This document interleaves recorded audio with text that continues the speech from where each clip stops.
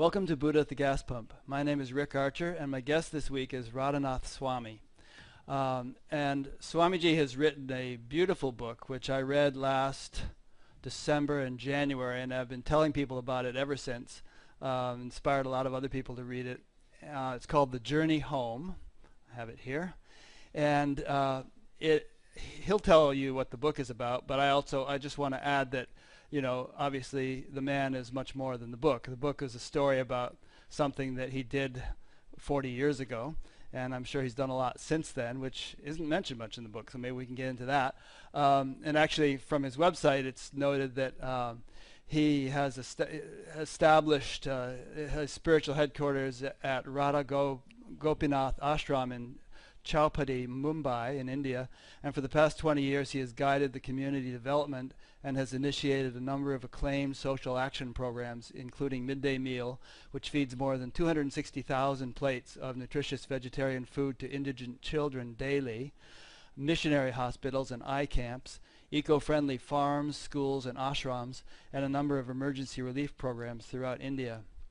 So Radhanath Swami, as you'll see during this conversation, has really dedicated himself to God and to the service of God, and not only in an abstract way, but in a very meaningful and concrete way that is benefiting hundreds of thousands of people. So again, welcome and thanks for this opportunity. It is my great pleasure, Rick, to be with you, and I'm so honored that you're allowing me to be with you and your listeners today. Oh, the honor is mine. So I'm pretty good at giving people a synopsis on your book, but I have a feeling you're going to be better at it. So perhaps you could, tell us the story in a nutshell of that your book tells, and then obviously if people are inspired, they'll read the whole book. It's the story of a boy who was born in the Chicago area. And I spent my teens in the 1960s, which was a very turbulent time.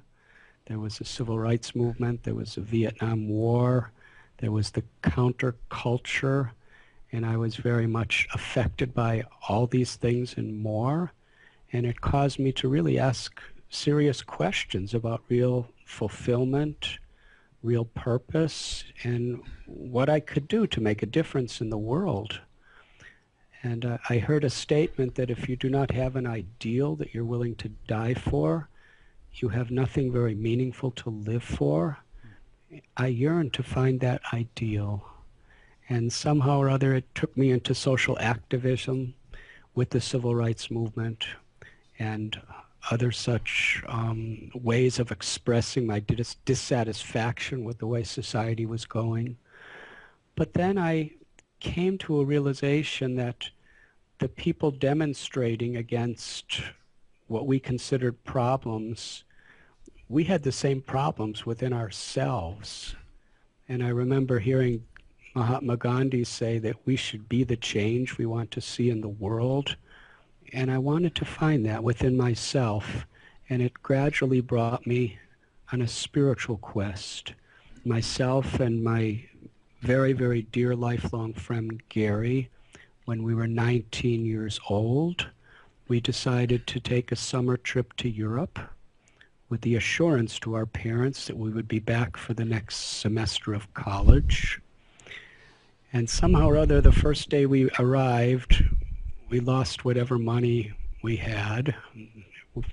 Our sponsor was robbed, and Gary and I were just hitchhiking from place to place, in many ways making the scene of the counterculture of those days. But something happened to me. There was a calling in my heart that seemed to be taking me away from all these things.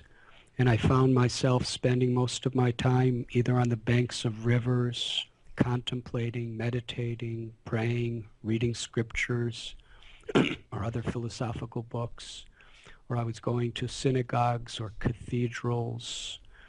And ultimately, Gary and I were living in a cave in the Greek island of Crete.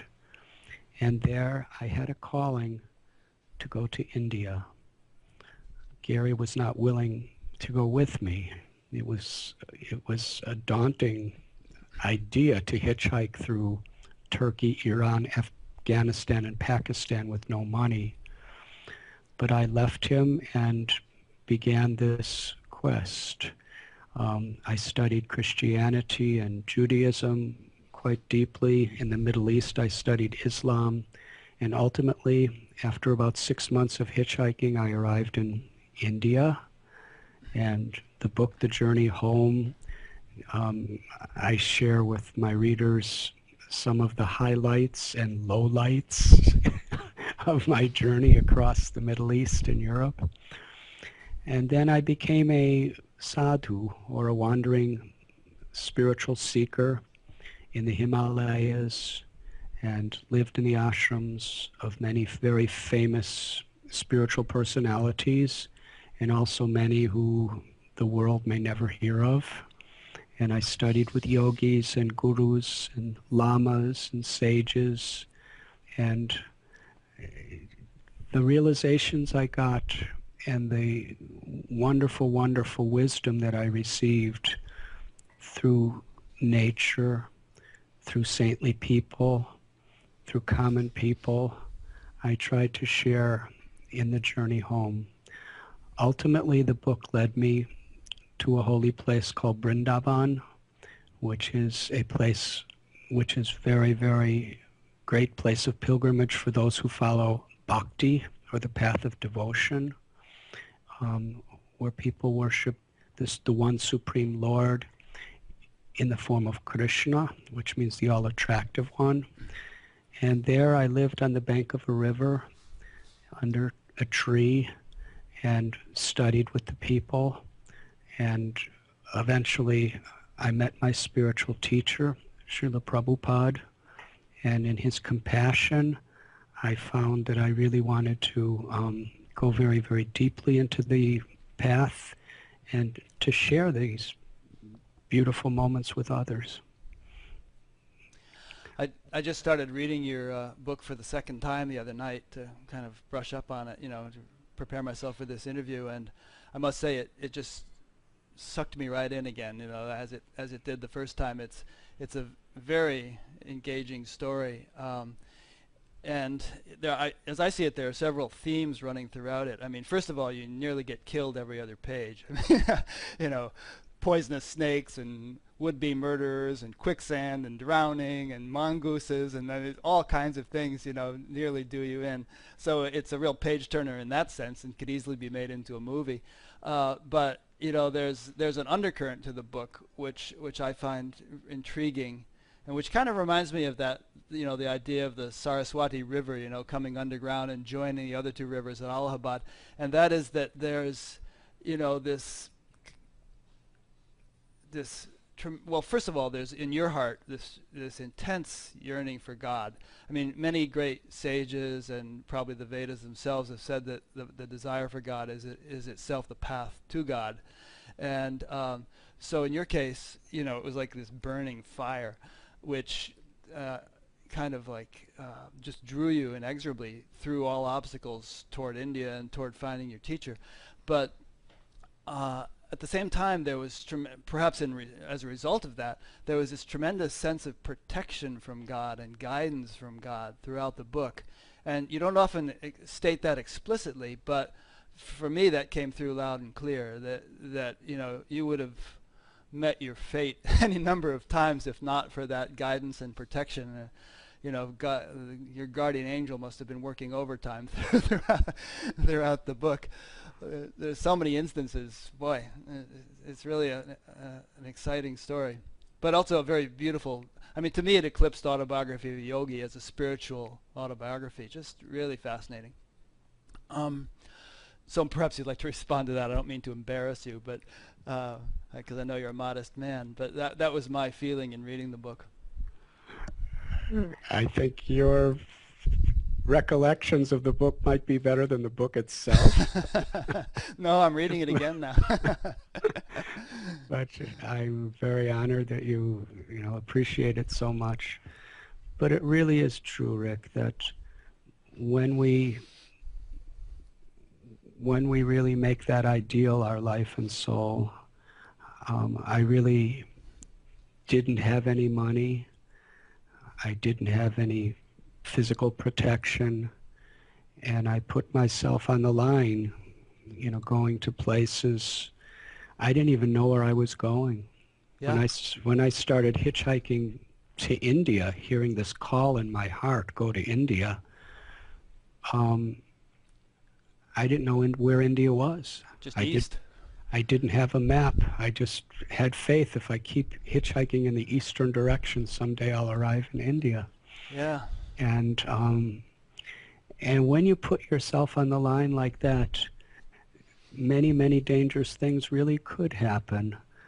But I saw then, and it's even clearer to me now, that each of these situations, it really was a blessing that was preparing me for what was next. And if I didn't go through everything I did go through, I may have not had the gratitude or the intuition to really accept the blessings that were given to me. Yeah. I interviewed... I'm sorry, go ahead. I found that God protected me in so many ways, but all I really had was gratitude and faith. Faith that I was doing the right thing for a right cause and that God would be with me. And gratitude that whatever came was a blessing. Yeah, and you had them in abundance. Of course, I don't think either of us would recommend that anyone try to hitchhike to India today. It's a little bit different than it was 40 years ago, but you made it. I request my listeners, please do not attempt to hitchhike through the Middle East today.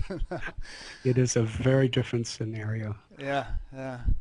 And another thing I found fascinating was that you had this sort of inner conviction that you were not going to accept a teacher or a guru until you knew for certain that it was the right one.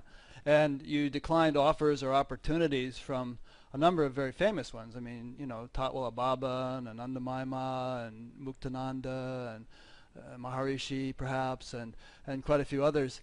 And even your own teacher, in fact, you met him, and yet you weren't quite ready to sort of make that commitment, and you had the integrity to want to be sure that when you did make that commitment, you did it 100%, and you weren't a dilettante, you weren't dabbling, you were looking for kind of an ultimate thing to commit yourself to. Yes, I respected and honored most all of the teachers who so graciously showered so many blessings and so much wisdom upon me. But I vowed within myself that I wouldn't commit myself unless I really, really had that confidence that I would remain faithful to this person and to these teachings throughout my life. And I didn't have that confidence. Although I loved all these people, I respected them, I didn't see fault in them. I just didn't feel that confidence until I believe God revealed it was the right time. I suppose, would you say that gaining that confidence was a function not only of who the person was that you were going to commit yourself to, but your own innate readiness, to commit? Very much so. And you had to go through a lot of stuff before you were ready. I think I was just such a far away from God that I had to go through a lot before I was ready. I don't think you were very far away. In fact, I don't think any of us are very far away, but you were consciously not far away. So, again, harking back to something we discussed a few minutes ago, they say that the desire for God is in itself the path to God. And you had a burning desire for God. And, when you were 19, not a very clear sense of having realized God or who God was or what God was. You just had this burning desire. But now here we are 40 years later, and I'm not going to like leave out what's happened during the ensuing 40 years, but if we could jump ahead to the present, do you feel that desire has been fulfilled? I feel that that desire very much was fulfilled beyond my expectation. But when a spiritual desire is fulfilled, there's such a beautiful responsibility that is left with us to fulfill from our side. Yeah, yeah. What is it God fulfilled the desire that I was praying for, but now I feel the responsibility to fulfill the desire on how I can serve the Lord and serve the people of this world as an instrument of that grace. From those to whom much has been given, much will be asked. And what is the nature of, aside from service, which we'll talk about, what is the sort of intrinsic or subjective nature of that fulfillment?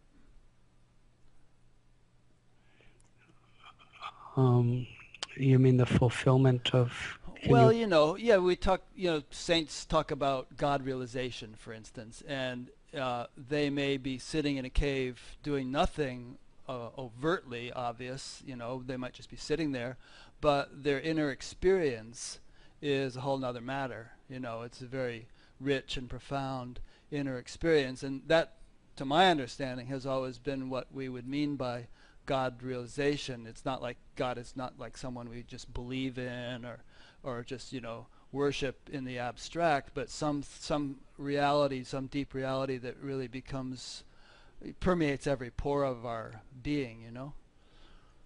Beautifully said, Rick. On the path of Bhakti, we understand that the most fundamental need of every living being is pleasure. Mm-hmm. Everyone is looking for pleasure, from the insignificant insect to the great kings. Things like physical objects or prestige or fame, those things can give pleasure to the body and to some extent the mind. But the only thing that can really give pleasure to the heart is love. Therefore, the essential need that we all have is to express love and to receive love. And Bhakti teaches us, and the essence of what I found to be all the great religions of the world, that the origin of that love and the fulfillment of that love in its highest sense is to awaken the dormant natural love between the soul and God. The Bhagavad Gita teaches this is the first principle of spiritual knowledge. Who am I? I'm not just this physical body or this ever-changing mind, but I'm the conscious force that's the witness of this body and mind, seeing through the eyes, hearing through the ears, tasting through the tongue, thinking through the brain. And the Atma, or the soul, is, according to these great scriptures and the saints, it is Satchit Ananda, eternal, full of knowledge and full of bliss. And the bliss of the soul is its inherent love for God. And because every living being is a part of God, when we actually awaken the love of God that is within all of us, then naturally, spontaneously, we have love for every living being. And that love is expressed through compassion. So the fulfillment, the realization of true spiritual experience is the uncovering of that love that is within us. The understanding of who we truly, really are and have always been and always will be. And to understand the beauty, the grace, the love of God. The name Krishna is a beautiful name. It means all attractive, one who is all beautiful. Everything that we are attracted to in this world has its ultimate fullness in the Absolute or in God. And we all have a very intimate natural personal relationship with that Supreme. And to experience that love and to share that love is true spiritual experience. Of course, that experience of love of God is unlimited. And even if we connect to a small particle of it, a drop from the ocean of it, that little drop from the unlimited ocean is enough to wash away all our grief and all of our fears and all of our anxieties and fill our heart. But once we taste that drop, then our aspiration is to go deeper and deeper and deeper into that ocean and to help other people to find the joy of the depth of that ocean, of the love that is within each of us. I picked up on a couple of different themes in what you just said. One is the love of God and our relationship with God, and the other is knowing who we are, essentially, self-realization, as it's sometimes called. And I've heard some teachers say that, in a way, self-realization is a prerequisite for God realization, in that if you don't know who you are, how are you going to know, who or what God is? And in fact, that if you don't have that kind of stable foundation, unshakable foundation of self-realization, the immensity of God would just be too much. You couldn't even telephone from a distance; you'd be overwhelmed. But with that stability, with that sort of inner awareness of the self, then one can, progress to, very rich and profound realization of God. Does that concur with your experience and understanding? It's perfect. It's Okay. perfect. It is very, very important that the first stage of our self-realization is to understand who I am. And there's a beautiful verse in the Bhagavad Gita in the 5th chapter. Vidyavanaya sampane brahmani gavihastini suni chaiva swapake cha pandita samadarshana. That real wisdom is to see every living being with equal vision.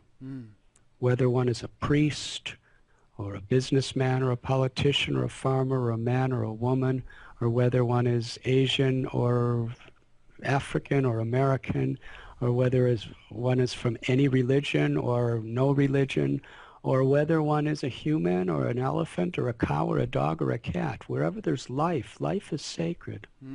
Life is a spark of God. It's divine. And when we actually can experience that spark within our own heart, then we can actually see it, appreciate it, and love it in the hearts of others. And this is true love. To love the body and mind is one type of love, but it will perish. But the true love that the heart is seeking is the love of our soul for other souls. And when we understand our own soul, then we can actually identify other souls in our true relationship as brothers and sisters with each other. The Gita explains, Najayate mriyate vakadachet. That means the nature of this Atma, or this living force that is within me and you and everyone, is it is unborn, it is undying, it cannot be slain by any weapons, it can't be burnt by fire, it can't be moistened by water. It's transcendental. And the body, both the mind and the physical body, are like a vehicle, and we're the driver in that vehicle. And unless we understand who we are, we don't really understand our real needs. And the real need of that Atma is simply to uncover our awareness so that we understand who we are. It's like if we're dreaming that we're being eaten by a tiger, then it's a very fearful situation. But when we wake up and we see that we're home with our family and everything's nice, then our dream doesn't really have any relevance anymore. So similarly, in this dream state, the Atma, the soul, is thinking, I am this body, rather than I'm in this body. Right. Or I am this mind, rather than I'm in this mind. And certainly, we can't neglect what's happening to us in this world, but we should understand who we are and what is our relationship with other living beings, what is our relationship with God, what is our relationship with nature, what is and in this way, we can, as the Bible say, be in this world but not of this world. And yes, self-realization begins with understanding who I am. Mm. And we could even phrase it this way, that it's not only that I am in this body, but this body is in me, because obviously the me is much more vast than the body and the mind. So in your case, path of bhakti was your practice of bhakti, which perhaps you could explain to us what it entailed, the instrument which brought about this self-realization? Well, through the various religious practices and yogic practices that I was performing, during my travels, I was going deeper and deeper into the science of self-realization. Mm-hmm. And so many precious gifts were given to me that I could never repay. And when I came to the path of bhakti, it was like the fulfillment of my search. So would you say that when you came to the path of bhakti, you already had a pretty good grasp of the self, and that as we were saying earlier, that provided a foundation for you to blossom into the path of bhakti? Yes. That doesn't surprise me, given the intensity of your determination. There's something, I think it was Patanjali or someone, who said that yogis are mild, medium, or intense, and the speed with which they realize the self, depends upon the degree of intensity. And I haven't encountered too many people with as vehement a desire as you express in your book. It's interesting. I exchanged a little Facebook chat with someone the other day who had what she called a non-dual realization. And if you're kind of in tune with the current sort of atmosphere around, there are a lot of teachers espousing non-duality and non-dual realizations. I hear very little talk of God among them, but in any case, this girl said, there was no sense of personal self, and all was one, but there was no bliss. And she said, well, is that all enlightenment is? It's been hyped up to be this great blissful thing, and I'm hardly even interested now. It didn't have the allure that I expected it to have. And I suggested to her that, perhaps that little glimpse she had was not necessarily the full blossoming of what enlightenment or realization or, awakening can be, and that she should kind of, keep persevering. There's more to it. I'm getting a little long-winded here, but I just want to throw in one more point and let you respond, and that is that, in interviewing lots and lots of people, a new one every week, I encounter a great number of people who, as I say, don't really speak much or think much of God. They almost seem to think of God as a sort of a human concept, and yet they have a sort of a realization, a non-dual realization of some sort. And I'm always kind of needling them a bit to suggest that perhaps there's further progress yet to undergo, and that the whole thing will become richer and fuller and with more sort of divine quality to it as time goes on. And very often, that they say, no, I can't see how there could possibly be any further progress. So it's a pity in a way. It seems like, to me anyway, it seems like it's only half the package, and there's more to be known. You are expert, Rick, at extracting deeper and deeper understandings. To be honest with you, I had the same dilemma on my journey, and I have written about it in the book, The Journey Home, that I met people that I saw such incredible character of compassion and self-control and enlightenment, and some of them were talking about the absolute being a very all-pervading, impersonal experience, and others a very intimate, loving, personal experience. And I loved my teachers in both of these schools and the many variations among these schools. Yeah. And, I was only 19, 20 years old at the time, and I was really seeking, and I couldn't just accept superficial answers. Some people gave me, when I questioned, is the absolute dual or is the absolute non-dual? Is the absolute personal? Is the absolute impersonal? And sometimes I would get very vague answers, and sometimes I would get very conflicting, combating answers against, the apparent opposing side. And I was really looking to understand. And on the path of Bhakti, I found what I felt to be the synthesis of the two.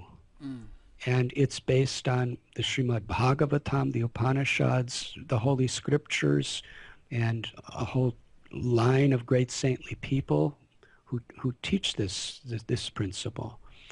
And I'll share with you a little piece of it. Please. That there's a beautiful verse in the Vedas, Vadanti tat tattva vidas tattvam yajganam advayam brahmeti paramatmeti bhagavan iti shabdyate. That there's one absolute truth. We can call God, we can call nirvana, but there's one absolute truth. And according to the Vedas, this one absolute truth eternally, simultaneously has three features: Brahman, Paramatma, and Bhagavan. Brahman is the all-pervading, formless, impersonal, absolute, which is the realization of Brahman is to merge into that one absolute. Paramatma is that one same supreme absolute who is situated within the heart of every living being, giving guidance, giving intuition when we actually connect to it. And Patanjali and many yogis really try to connect to that Paramatma, that absolute within the heart, who can give power, who could give wisdom, who could give everything. And then there is Bhagavan, which is the absolute with personal form. The personal aspect of God. The personal aspect of God. Just like the sun and the sunshine. The sunshine is like Brahman. It's all pervading, it's everywhere, it's light. And the sun is simultaneously existing with the sunlight, and the sun has form. So God simultaneously exists, but God is infinite.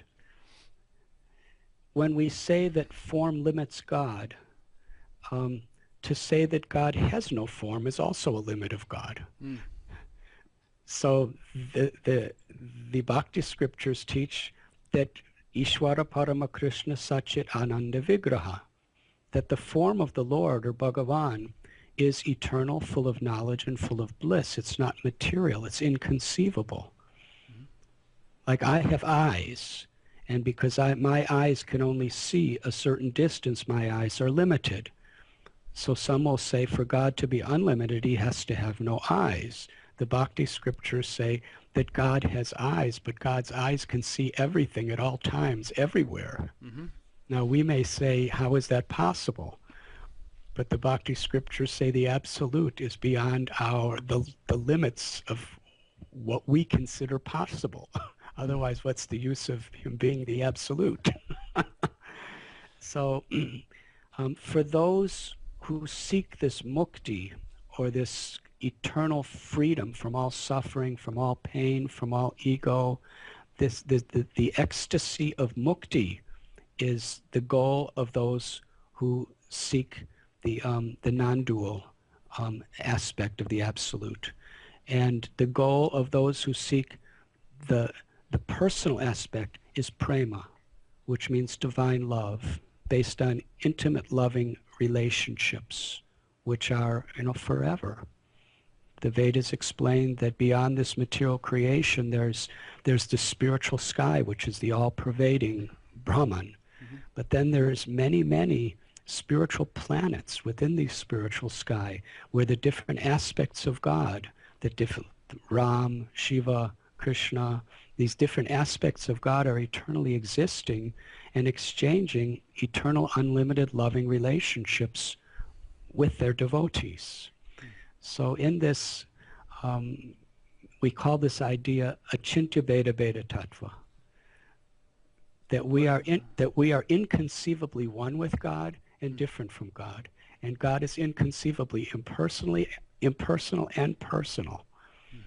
And according to how we approach, yeyatamam prapadyante, according to how we approach the Lord will reveal accordingly. And this was very important to me, because I met people who worship Ram or worship Krishna in a very, very personal way, and their goal in life was to have eternal loving relationship with the person of God. And I met others who wanted to, go beyond all form and enter into this all-pervading oneness. And both sides, they were great saints. But in my heart, I was pulled toward prema, toward this eternal, intimate, sweet, loving relationship that we can eternally have with Bhagavan. Well, as a child of the 60s, you may remember Sly and the Family Stone, and a line from one of their songs was, "Different strokes for different folks." I remember that song, actually. Yeah. I Am Everyday People was the name of the song. And what you said is beautiful, and it really resonates with me, and it's a point that I often try to sort of discuss with guests that I interview. And it just seems to me that it's not an either-or situation. And in fact, some of the, in fact, obviously different people have different proclivities and makeups, and they gravitate in one way or another towards this. But some of the great saints, were very much an embodiment of both Bhakti and Gyan, like Shankara, for instance, who great Jnani, wrote commentaries on the Upanishads and all that, but at the same time he was a great devotee and wrote Bhaja Govindam and all these wonderful devotional hymns, and so I don't know if the two have to be mutually exclusive. Actually, we don't have to fight over whether God is dual or Advaita or Dvaita. Why not understand that God is all those things inconceivable, and God can simultaneously be both. Yes. And not only can he be both, but God is simultaneously both, and it's the same one absolute truth, just different eternal attributes of that one absolute truth. Yep. Inviting us into a world of ecstatic love and peace. Again, as a child of the 60s, you'll remember the Certs commercials. Certs is both a candy mint and a breath mint. That you don't have to argue over it. Remember that commercial? I do, actually.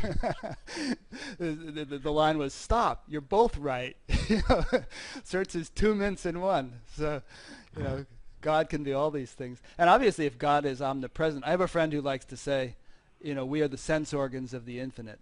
You were talking a minute ago about, eyes and God having eyes everywhere. Well, if God is infinite, if he permeates every little iota of creation, then he's seeing through our eyes, he's seeing through the cat's eyes and through the rock's eyes, so to speak. I mean, everything is a sense organ of the infinite. God is within and without and beyond everything and everyone. Another theme that I found really fascinating in your book was your relationship with your friend Gary, and there were some really remarkable encounters. You let the dog out here. Go on. Really remarkable encounters. I mean, you'd been friends since childhood, and you had this amazing adventure across Europe. Then you parted ways. He went to Israel, I guess. You hitchhiked to India. And then you encountered him in India again, through a very unusual circumstance. And then later on in California, just for the sake of the sort of the, again, the hand of God in your life. Perhaps you could tell us a little bit about that story. It's a long story, but I'll try to make it very concise for your pleasure. Um, of course, Gary and I were lifelong friends, and we were in an island in Greece, Crete, and we were living in a cave in that island. And I would climb a mountain every day, and I would meditate, I would read holy books, I would pray, I would contemplate from sunrise to sunset. And one day as the sun was setting, I heard 3 words. They weren't words that I heard with my ears. They were silent words that I heard in my heart, but they were the loudest words I ever heard. And it said, "Go to India." And I deeply believed it was the voice of God, and I still do. Yeah. I came down from the mountain and I saw Gary in the cave meditating. And I said, "Gary, something incredible happened to me today." Gary said, "Something incredible happened to me." I asked, "What?" Gary said, "I heard a voice at sunset." I said, "Really? What did the voice say?" Gary said, "You won't believe me." I said, "I might believe you." Gary said, "I don't think you're going to believe me." I said, No, tell me, what did that voice say?" He said, "The voice said, 'Go to Israel.'" I said, "Where?" Gary said, "I told you you wouldn't believe me." I said, "No, I believe you, but I didn't hear you. Where?" He said, "Israel. We should go to Israel." "Gary," I said, "he told me to go to India." "India?" There was complete silence for about 20 minutes as we looked out. We looked out at the moon rising over the Mediterranean Sea and all the beautiful stars. It was a nice cave. I lived in many caves, and that was a 5-star cave. But I remember thinking, I had never met a person from India in my life. I never had Indian food, and I didn't even know where India was. But I was willing to go. And I told Gary I was leaving in the morning. And he wasn't willing to come. So I left him. And it was a heart-wrenching experience because we were traveling alone together, through various very challenging situations in Europe without anything. And I was going to leave him alone on this Greek island, and I was going to go into the Middle East alone. And we never knew if we'd ever meet again. So, of course, I went to India, to the Himalayas, into the plains. And at one point I went to Nepal, and I was staying at a Tibetan Buddhist monastery there, just outside of this monastery under a tree. And one day I just decided to take a walk, and there was miles and miles of rice paddies. And it was the rainy season. So if you've ever seen a rice paddy, it's very thick, soupy mud that the rice grows in. And then there's about a 1-foot little border around each square paddy, which is usually like about 20 yards in size. And you could walk on the border. So I was walking on the border of a rice paddy, and I saw massive, dark rain clouds forming in the sky. And it was the monsoon seasons. I knew what was going to happen, and I only had one set of simple robes. So I was looking for shelter. But there was no one in that field. There was no trees. There was no houses. It was just rice paddies. And at a distance, I happened to see what appeared to be a little old man with an umbrella, maybe about 100 yards away from me. And I was running as fast as I could on this little ledge of the rice paddy, trying not to slip in. And I got right behind this person and snuggled under his umbrella as downpour of monsoon rains came. We walked about 20 minutes together. And he never turned around because I guess, he was trying to stay on that little ledge too without falling in through these rains. And when the rains subsided, I said thank you to him because I was going the opposite direction of where I wanted to go. And the person turned around and dropped his umbrella right in the mud. He looked at me and gasped, and I looked at him and gasped. It was my friend Gary. That's such an amazing story. We were the only two people in that entire rice paddy, which was spanning miles in all directions.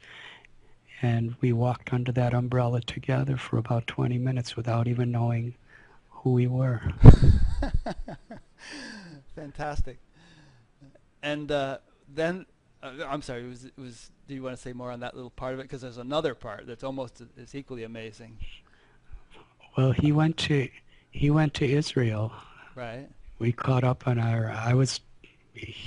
when I left him in Crete, I was a counterculture seeker that was trying to find higher truths in life.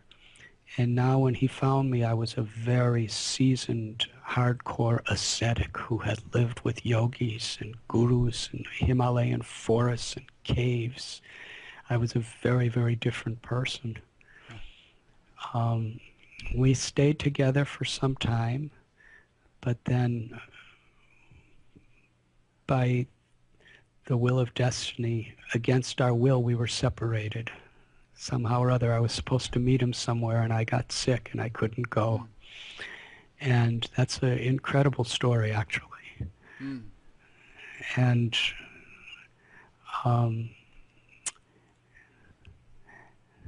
at one point,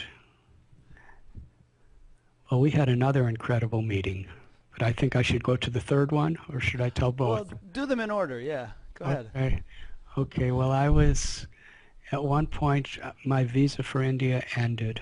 I had already been there for some years, and I was living in Pokhara Valley in Nepal, which is at that time a very isolated place.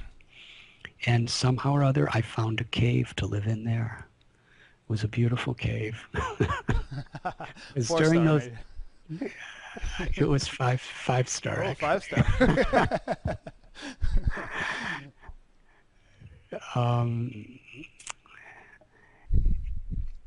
I would never sleep indoors anywhere. In those days, I would either sleep under trees or on riverbanks or in caves. During the years I was in India, that was like my resolve. And I found a beautiful cave in a cliff, which was very difficult to get to. And every day I would go to a lake, and this fisherman would let me use his little tiny canoe, and I would go to the middle of that lake, and I would just meditate and pray throughout the day. And my visa for Nepal was ending the next day, so I had to leave. So after sunset, I was returning to the cave, and just before climbing down the cliff, there was a dirt road. And I had one leg down, and there was never any vehicles on this dirt road. It was a very isolated place in the middle of nowhere. And a bus zoomed by. Its lights flashed on me. And then all of a sudden I heard a scream. And the bus stopped, and somebody was running toward me.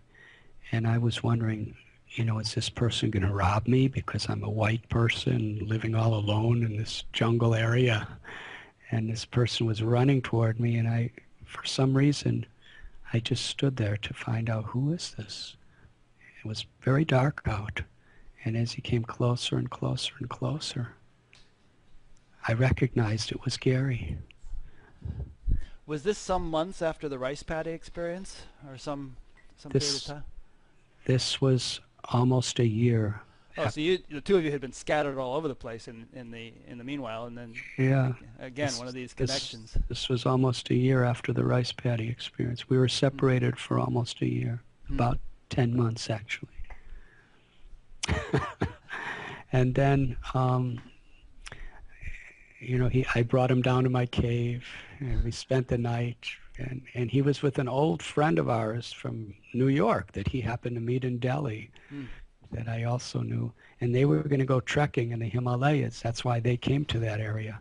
And what happened is Gary was sleeping on the bus, and he happened to open his eyes, and he saw the lights flash on me. Just at that moment. Yeah. Yeah, and he pulled a chain or something, and the bus made the bus driver stop, and he ran out. Amazing. And so that was as inconceivable as the first meeting. But then I had to leave. I had to leave the country, so we spent the whole night talking, and I didn't see him again. And 18 years later, I had no idea where he was. My parents had no idea where his parents were because everybody moved, during that 18 years. And, I knew that he would never forget the incredible relationship God created between us, meeting in these inconceivable places. And we had just shared so many formative years, like we had no idea where to find each other. And at that time I was living in India, and I had a very dear friend named Father Bede Griffiths, who was a Catholic monk who deeply appreciated the Hindu faith. He wrote a book called The River of Compassion, which is a Christian commentary on the Bhagavad Gita, which is completely, positive and appreciative. And he was a very, very special holy man, and we had a very beautiful friendship. And we met in India once, and he told me that summer he was going to be in Big Sur in California at a Benedictine monastery, and he wanted to know if I could come up and give a seminar and speak to the monks there. And I told him, actually, for part of the summer I'll be in Los Angeles, so I planned to drive up there to meet him. So I met a friend who had a car who was going to drive me from Los Angeles to Big Sur, and I was supposed to give a class the next morning at 6 o'clock on the Ishopanishad to the monks. So I was told, you have to get to Big Sur before dark because there's no lights in the roads, and there's steep mountains, and it's very dangerous to drive at night. So we left, and we were on our way, and my friend stopped at a Union 76 petrol station to fill up with gasoline. And while he was filling up, I went to a payphone and made a collect call to New York to talk to somebody. And as I hung up the phone book was open. And I just happened to see at the top of it was L-I-S. Now, Gary's last name is L-I-S-S. So I was curious. I was thinking, this can't be, but maybe it can also. So I looked down the page, and there it said Gary Liss. And it had the address on Malibu Road in Malibu, California. And interestingly, and I'm telling you the honest truth, this phone booth was right under a street sign that said Malibu Road. And I looked across the street a little down the block, and there was the address. But I was thinking, I don't even know if it's the same person. And if it is, I can't say, Gary, after 18 years, I have to go. Right. So I decided I wrote down the address, and I drove up to Big Sur, and then I had to take a flight from San Francisco back to India. And the next year, I borrowed someone's car and drove there. And when I got there, it was an empty lot. There was no house. So I was just walking around, and I saw a tennis court, and behind the tennis court was another house, and behind that was the Pacific Ocean. And someone came out of the house, and it was a very strong man with short hair, and he looked at me like, what are you doing here? Mm-hmm. And I looked at him like, I don't know what I'm doing here either. And he walked closer, and I recognized it was Gary. He recognized it was me. My long matted hair was now a shaved head. His long hair and beard was now short. His little skinny body was now very, very strong. And we connected. Amazing. And yeah, I remember Gary he wondered what we had in common. And I said, let's talk about it. So we sat and talked all night. And it ended up that he was a physical trainer in Malibu Beach, California. And I was a Swami. And I remember at the end of our conversation, Gary said, how can we still be friends? My whole life is to convince people that if they have a strong, beautiful, healthy body, they'll be happy. And your whole life is trying to teach people that they're not a body, that they're an eternal soul. Mm-hmm. I said to Gary, I said that body is a very sacred temple of God. Mm. The body is divine energy in the physical form. And you teach people how to keep their temple nice and fit, and I'll try to teach them what to do inside the temple. And we could be a team. And Rick, ever since that, we've been a team. That's great. So have you been in touch with him ever since then? We're regularly in touch. Fantastic. It's a beautiful story. I mean, it's not only kind of like entertaining, because these amazing coincidences happen, but it's profound because they aren't coincidences, I mean, it just, to me, that kind of thing just points to the fact that there's this, inconceivably vast intelligence orchestrating everything. And, we're just kind of like little puppets going with, being orchestrated. And, things work out in ways we could never have organized them by our own wits.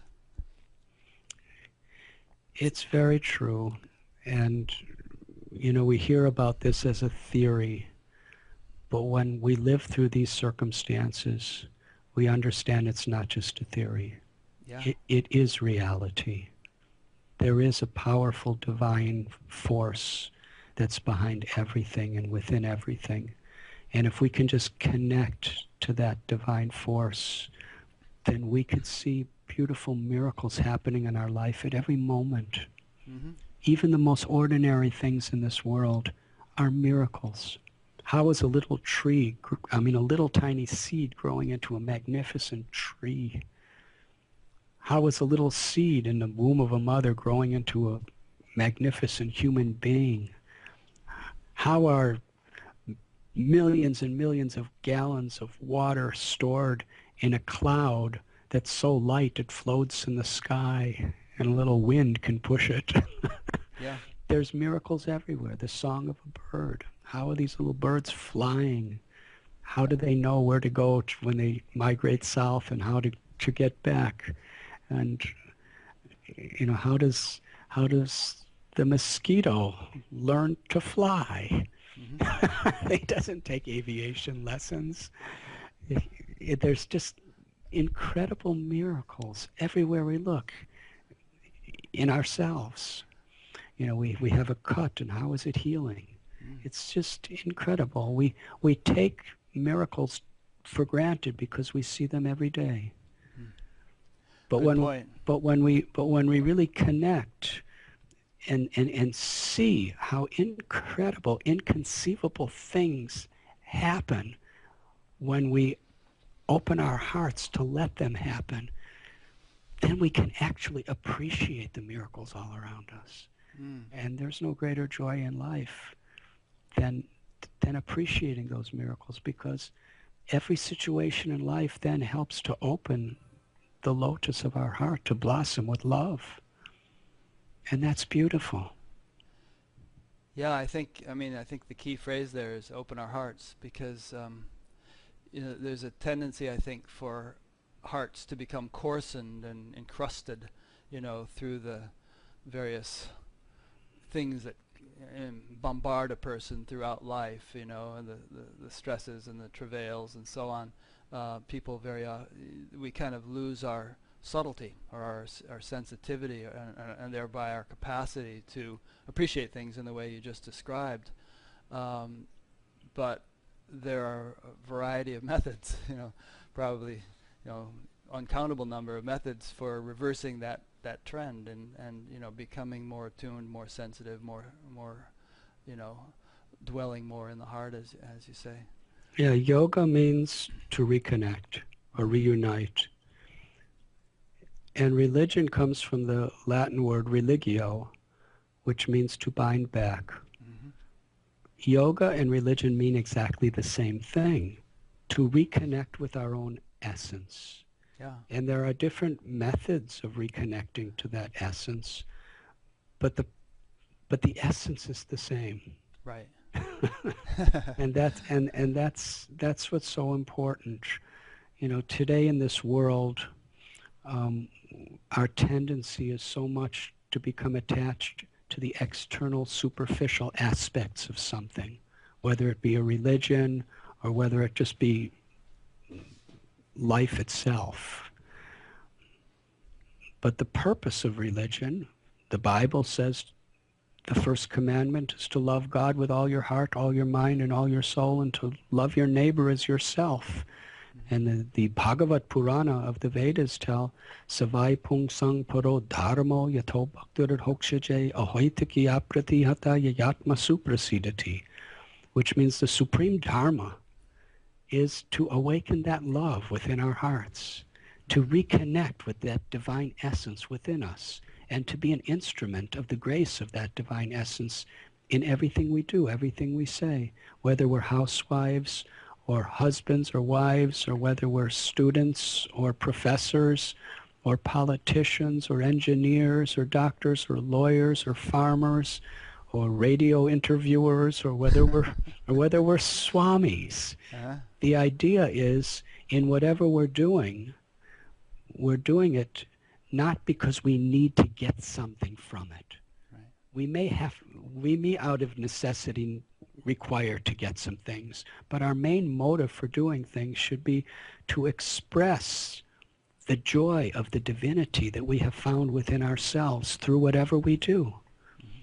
And that experience is possible and accessible to all of us if we just, as you said, open our hearts and associate with people who inspire us in that way, and follow, a spiritual practice that helps that. In the path that I follow, the primary spiritual practice is transcendental sound, Mm-hmm. or kirtan, or japa, which is this, we chant mantras, which are holy sound vibrations of the names of God. And there are many, many mantras in many, many religions, and many, many mantras within the Vedic religion. And in particular, we chant this Maha Mantra, which is Hare Krishna, Krishna Krishna, Hare Hare, Hare Rama, Rama Rama, Hare Hare. But any sacred mantra and name of God will have, this effect of reconnecting us to our essence. It's just like there are so many energies all around us, frequencies. Like on a television, when I was young, there were 4 stations. And you'd have to get up from the chair and turn a dial to get to it, which was, we considered it a very easy thing to do. But now, you just lay in your bed and push a button and you have 100 stations. Right. But isn't it interesting? You just press a button and there's a station that shows, a soap opera. Mm-hmm. And then you just press another button and you tune in to another frequency, which is news from Afghanistan. And you take another and you get a football game from Dallas. So all of these frequencies are all over the place. And what comes on the screen is the one you tune into. So there's also divine frequency everywhere. The frequency of divine grace, the frequency of spiritual essence is everywhere, within us and outside of us. And the purpose of our spiritual practice really is to tune our consciousness into that divine energy and access it and allow it to purify us and empower us. And then we become like an antenna emitting that divine energy into the world. And there's no greater joy. We don't have to change necessarily what we're doing, but we access that divinity within ourselves and express it through whatever we do to not only cleanse our own heart, but to make positive change in this world. Mm. Yogastha Kuru Karmani, huh? Yes. Established in being, established in divinity, perform action. Um, now in your own case, a little while ago you were saying how when you finally came to the path of bhakti, you had pretty much established, a self-realized state through all the practices and teachers you had encountered and intense seeking you had done. And bhakti was really fruitful for you as a result of that foundation. But now, as as a member of ISKCON, are you the leader of ISKCON, or what is your role in ISKCON? That's a little bit of an aside, but I was just curious. My aspiration is simply to be the servant of the servant of the servant of all of God's family. So you're not like the head guy or anything every like living that? being. Okay. No, I'm not the head guy. There is not, the head guy is Srila Prabhupada, who was Right. our teacher, who passed from this world in 1977, and some of us we're all trying to serve God's mission, and some people see me as a leader, so I try to serve them by being their leader. Okay. I sidetracked myself there with a little momentary curiosity, but the point I was getting to was, in your case, the field had been tilled. It had been, furrowed, ready for planting when the opportunity for bhakti came along. What if a person hasn't really done that groundwork? If they're really sort of confused or very materialistic, or how effective in your experience is it for them to just begin on a bhakti path without that foundation? The bhakti path, even for the very beginner, provides that foundation as well. Okay. In my own life, I came through the route that God sent me. Right. Where finding the bhakti path was a culmination of years of searching. But the foundation is there even for the newest beginner. Good. I remember I used to teach TM courses around the West, and I used to fly into the Las Vegas airport, and for some reason it always took them about half an hour to get your bags in that airport. Maybe it's improved now, but I knew I had about half an hour to pass, and I'd always find the Hare Krishna people and have a nice conversation with them. And I remember one fellow I talked to who said he had really been very confused and lived a very hedonistic life and really been unhappy and so on, but he looked really good. Now he said it had really helped him a lot, and that was a bit of an eye-opener for me, because my own path, I hadn't really broadened out and understood and appreciated that many other things, and I didn't understand the mechanics of how that could be so, but it was evident in him that it was working out that way. What I found is it's not a matter of what we call ourselves. It's a matter of, how our hearts really are transformed. Transforming arrogance to humility. Transforming vengeance into forgiveness. Greed into generosity. Anxiety into peace.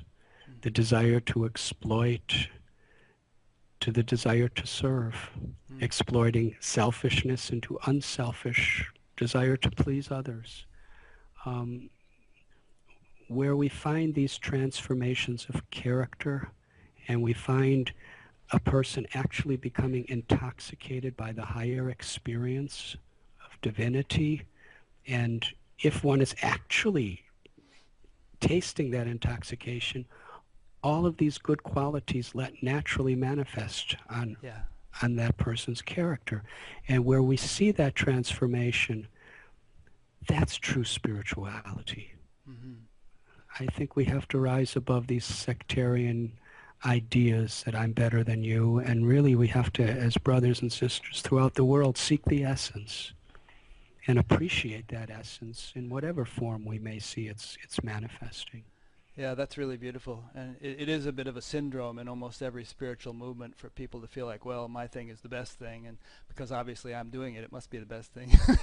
Other people's things aren't as good. And if everyone could sort of grow beyond that, it would be a big, important development, I think, in the world. Not only spiritual movements, but I mean political movements and countries and everything else, you know.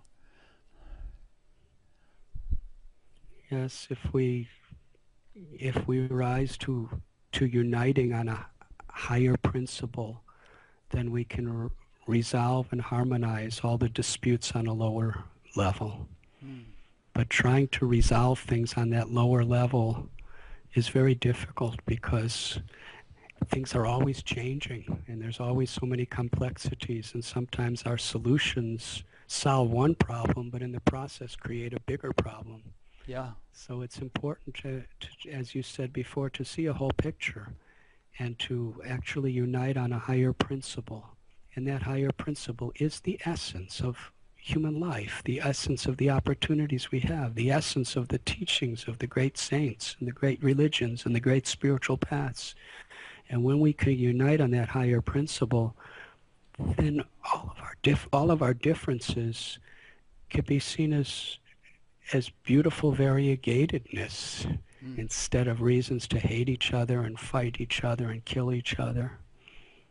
I remember when I was living on the bank of the Ganges, I was living with an 85-year-old Hindu man, and every day he would take me to his best friend who was a Muslim, and they would speak for 1 hour.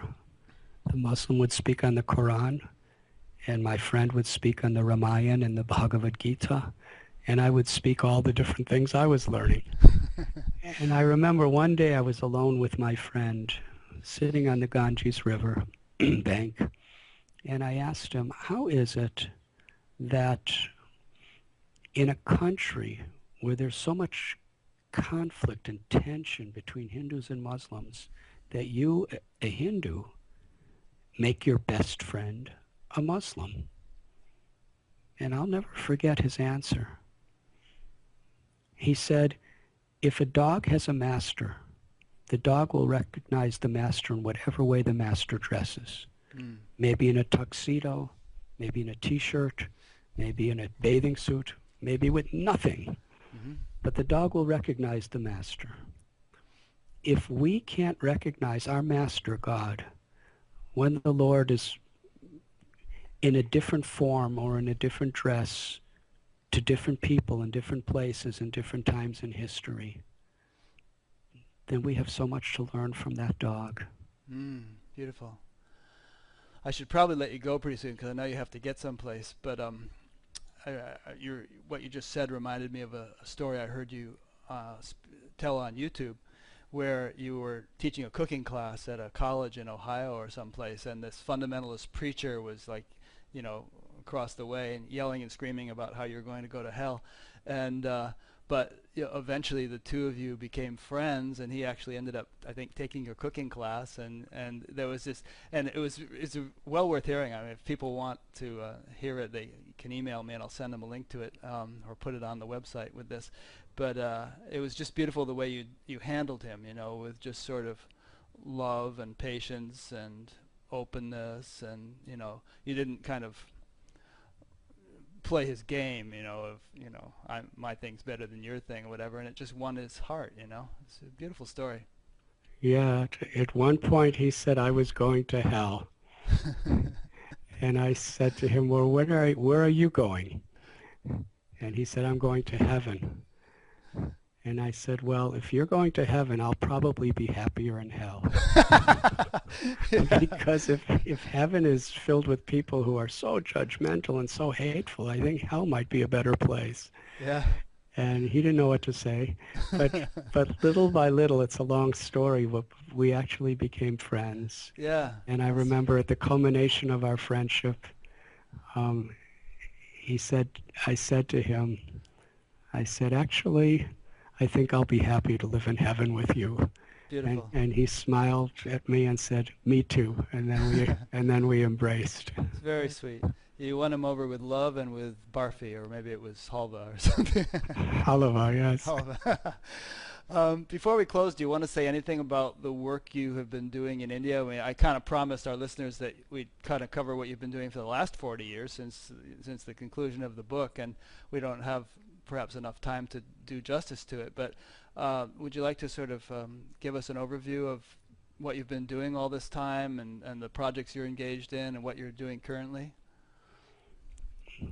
Well, I can't really say I'm the doer of anything. I'm just trying to be an instrument, and Mm-hmm. there's so many beautiful people who, I'm working with.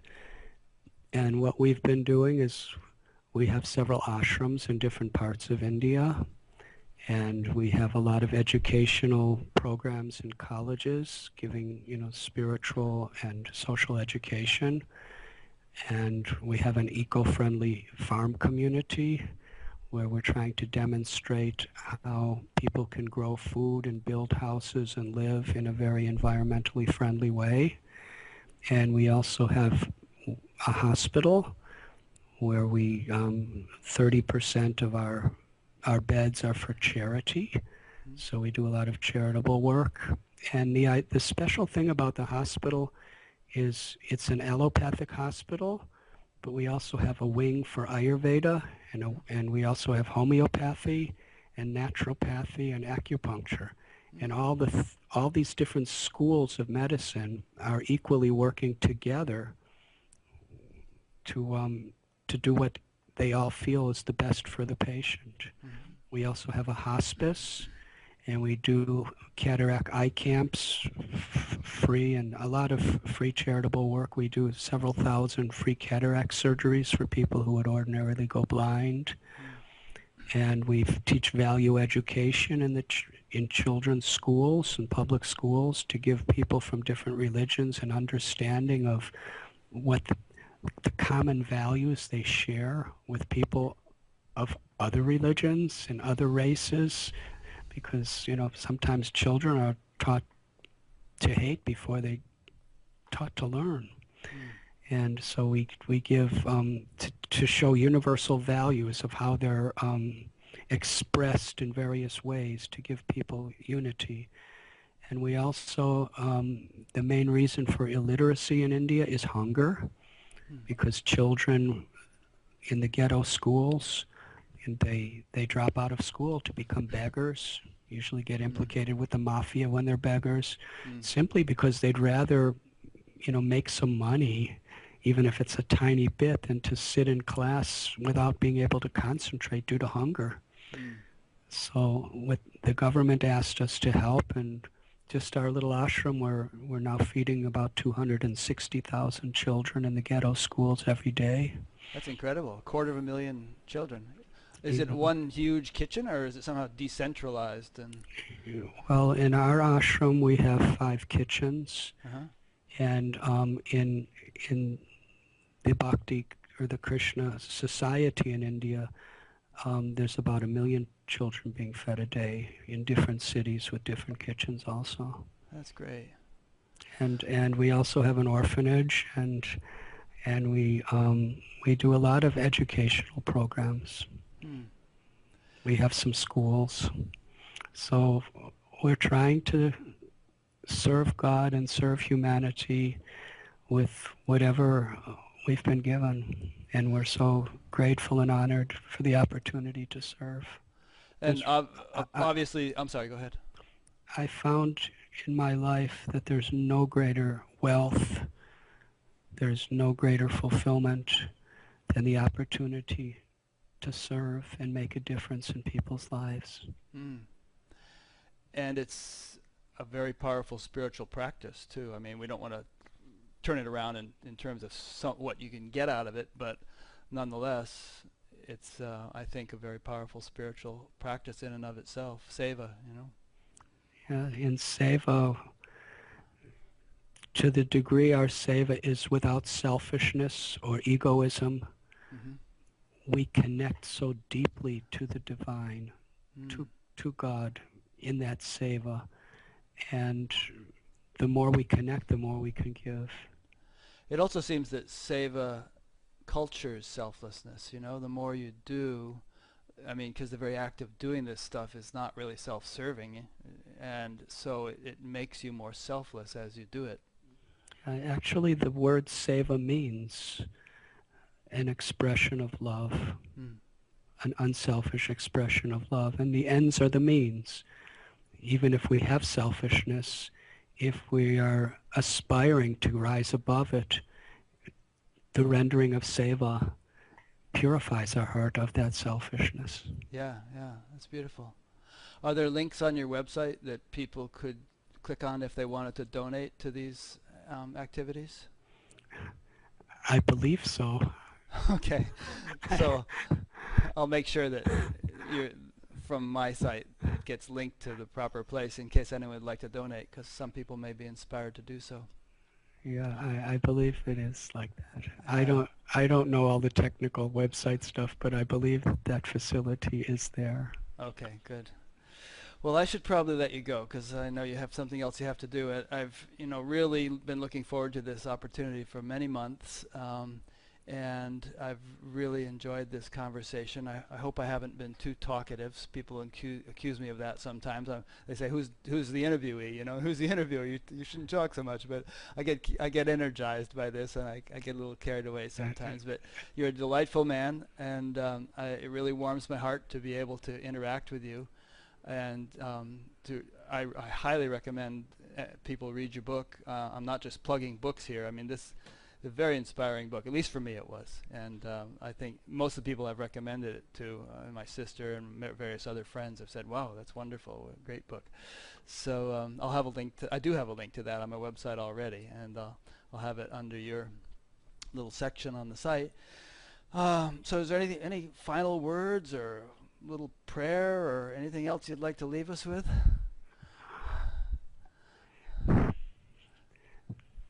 Life provides beautiful opportunities at every moment. And if we look for those beautiful opportunities, they will be revealed to us. And by just connecting, by making priority of our spiritual practice, chanting God's names, meditation, prayer, whatever it may be, by making that a priority in our life, we develop a foundation that can keep us stable and keep us holy, whatever sunny days or stormy days may come upon us. And then we will actually see the beautiful opportunities that we have at every moment. And there's no greater pleasure and there's no greater fulfillment than just trying to be an instrument of God's grace in whatever we do. Beautiful. Thank you very much, Radhanath Swami. And thank you very, very much, Rick. I think the way you handle your radio show is really, really effective and very excellent, because it's like a conversation that the two of us are having, and it just so happens that other people are listening, and it's just a very comfortable and intimate experience, and you've really perfected the art of that. And it's such a pleasure to meet you and to connect with the goodness of your heart. And I'm so happy that you allowed me to meet all of the listeners of this beautiful show. Thank you, Rick. Thank you, and I'll keep an eye on your schedule. If you come anywhere around where I'm going to be, I'll try to come and meet you in person. I'd love to see you and give you a big hug if you do that sort of thing. Where do you live? I live in Fairfield, Iowa. Fantastic. So you probably come to Chicago once in a while. And, I do. I've heard so many beautiful things about the projects in Fairfield, Iowa, and I would love to come and visit someday. I'll see if I can, I'll be in touch with people and see if we can organize that. That would be wonderful to have you come here. Have Muhammad come to the mountain, as it were.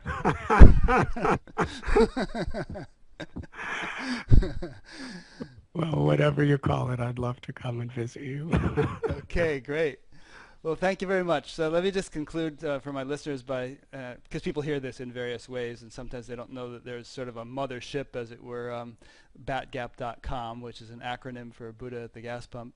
That name, by the way, the reason a young friend of mine came up with that name. I was trying to figure out what to call the show, and he said, "Well, call it that." And he said because it sort of implies that very ordinary, unassuming people in ordinary circumstances may actually be a lot more enlightened than you think these days, and you never know who you're talking to.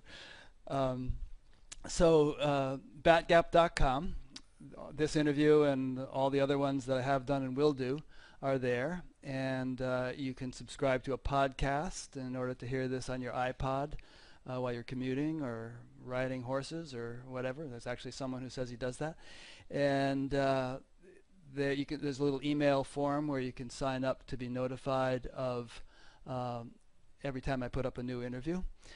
And that should cover it. So thanks once more, Radhanath Swami. Thank you to my listeners, and we'll see you next time. Thank you very, very much.